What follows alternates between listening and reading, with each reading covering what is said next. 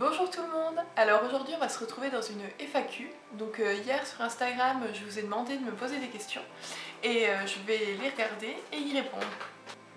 Alors première question, comment as-tu connu Hubac? Alors Hubac est né dans le centre équestre où je montais à l'époque.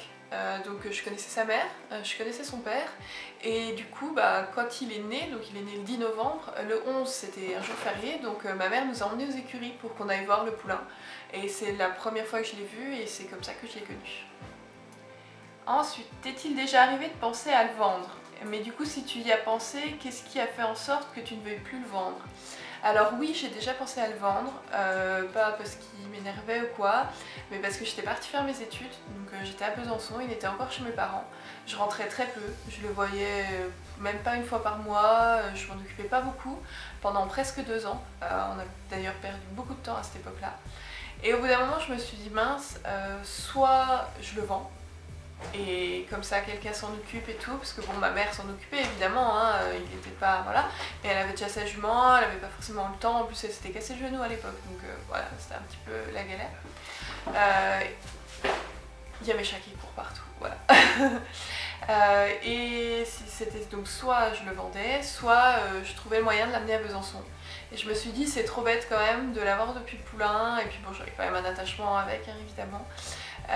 Et du coup je me suis dit que j'allais me trouver un job étudiant et l'emmener à Besançon, ce que j'ai fait, ce que je ne regrette absolument pas, je pense que j'aurais beaucoup regretté si je l'avais vendu. Qu'est-ce qui t'a tout de suite plu chez Hubac? Bah, il était poulain, donc forcément tout me plaisait, il était trop mignon, il courait partout, un petit peu espiègle, un peu coquin, et c'est vrai que c'est quelque chose qu'il a gardé. Il était déjà très proche de l'homme à cette époque-là, et je pense que c'est quelque chose que j'aime beaucoup chez lui, le fait qu'il soit si proche de nous. Pourquoi Hubac et pas un autre? En fait, ça aurait pu être un autre, très franchement, c'est juste parce que voilà, il est né dans le centre équestre, il avait quelques mois, ma mère m'a proposé de l'acheter, moi j'avais 12 ans, enfin à 12 ans on propose à une gamine d'acheter un poulain, en plus il était trop mignon. Franchement j'ai pas trop hésité, voilà, ça aurait pu être un autre, ça aurait pu être un autre poulain, si ça avait été une femelle, ma mère me l'aurait pas proposé par exemple, donc ça aurait pas été Hubac. Mais bon, voilà. Depuis combien de temps il t'appartient? Eh ben il m'appartient depuis quelques mois après sa naissance, enfin officiellement depuis sa naissance en fait, parce que les papiers ont tout de suite été faits à mon nom. Donc ça va faire 10 ans en novembre qu'il est né, donc voilà, ça fera 10 ans en novembre qu'il partage ma vie. Pourquoi n'est-il pas dans un centre équestre? Alors parce qu'il est bien dans une pension pré, parce que dans un centre équestre je trouve pas forcément ce que je cherche, c'est-à-dire des prés, et puis voilà, des prés de cette manière-là, et puis il y a un prix comme ça. Les pensions pré en centre équestre, il y en a très peu ici. Donc voilà pourquoi il n'est pas centre équestre, même s'il y a été, je l'avais ramené plusieurs fois dans mon ancien centre équestre pour faire des stages, pour son débourrage, etc. As-tu déjà eu des bas avec lui? Bah oui forcément, des bas on en a tout le temps, tous les chevaux, enfin voilà. Moi j'en ai eu quand il avait à peu près 2 ans. Juste avant qu'on le fasse castrer, il était très dominant. Moi j'étais jeune, en pleine crise d'adolescence, et je m'en sortais pas beaucoup. On va dire que souvent je partais en balade à pied avec lui, je revenais sans lui, et je retrouvais mon papa sur le chemin qui l'avait récupéré, puis il me disait j'ai encore récupéré ton cheval. Bah oui, il se sauvait, il m'arrachait la longe, puis il allait brouter, et puis impossible de le rattraper, voilà. Comment as-tu appris à faire du travail à pied? Alors ma mère était toujours très intéressée par le travail à pied. Ça a toujours été, voilà, quand elle a débourré sa jument, elle a utilisé les méthodes de Corbini et de Bigot.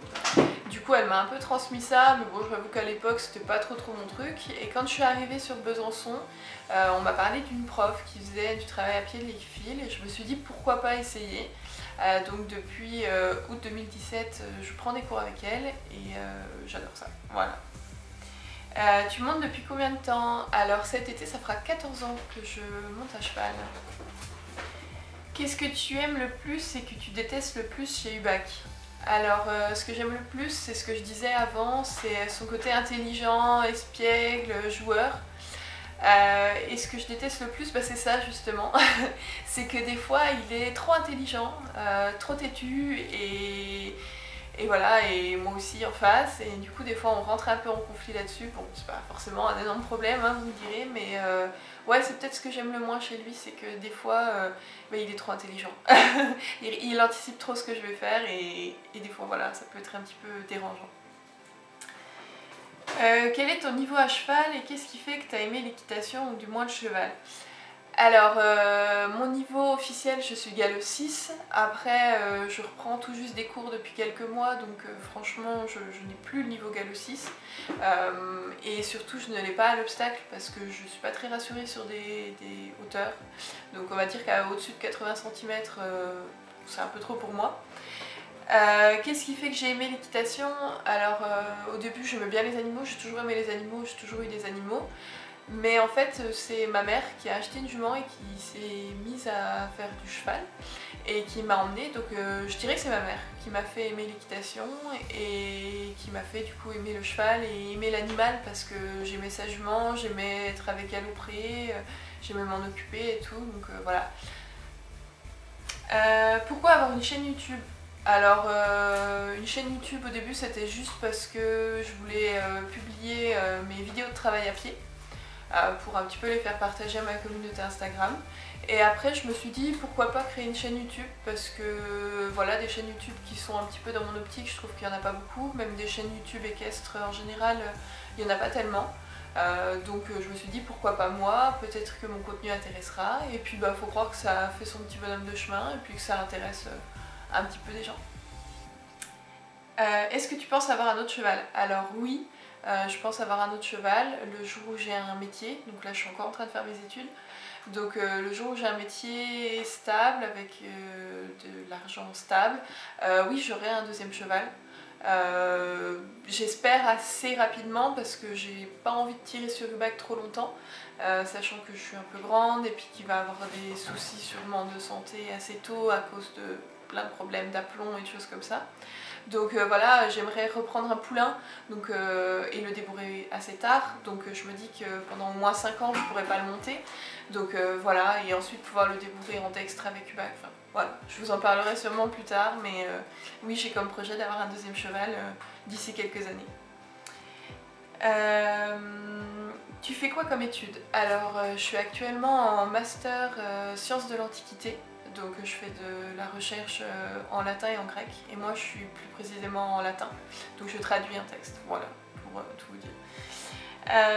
Tu veux faire quoi plus tard? Alors plus tard j'aimerais travailler dans les archives des bibliothèques, ou même dans les bibliothèques en général, donc normalement je devrais passer des concours l'année prochaine, voilà, on verra bien ce que ça donne. Ah bah, c'est le moment des questions un petit peu bizarre.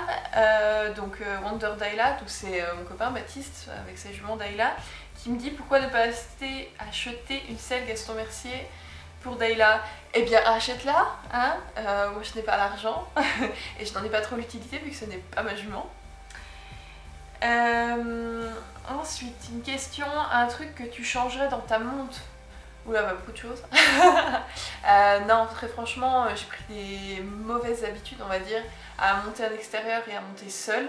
J'ai pris l'habitude de ne pas trop aider mon cheval, de bien m'asseoir dans ma selle, j'ai mes jambes qui partent en avant, mes pointes de pied qui sortent. Ah non, j'ai beaucoup de choses à corriger, que j'essaye de corriger justement, mais des gros défauts que j'ai pris à monter seule.